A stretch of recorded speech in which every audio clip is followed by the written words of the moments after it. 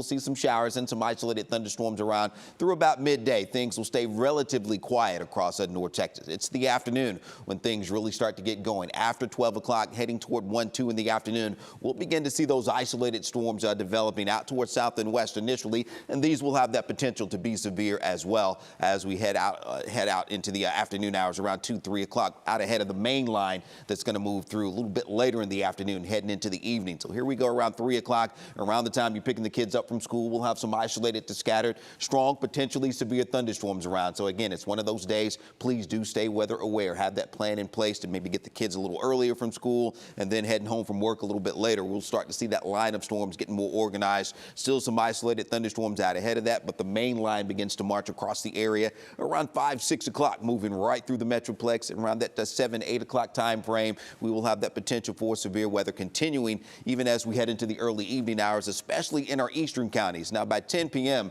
we're looking at that main line of storms begins to move on out of North Texas, but our far eastern, southeastern counties will still have that severe potential and some strong wind gusts behind the front, behind that main line of storms that will be gusting up around 50 miles per hour. So these won't be associated with the thunderstorms, but we'll have some very strong winds behind the front.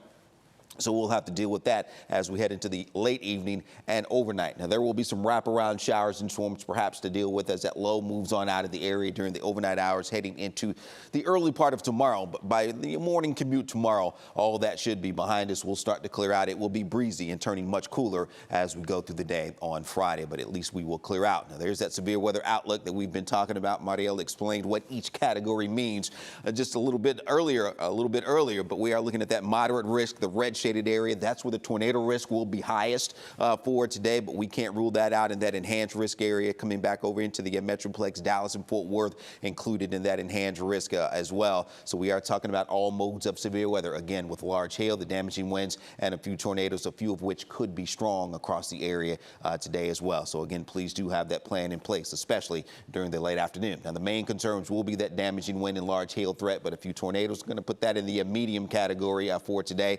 Flooding won't be widespread, but there will be some isolated instances, I do believe, of some flash flooding with the heavier downpour. So keep that in mind, too, if you do have to be out and about. But the highest risk for those tornadoes, again, will be in our eastern counties where we do have that level 4, that moderate risk for severe storms here this afternoon.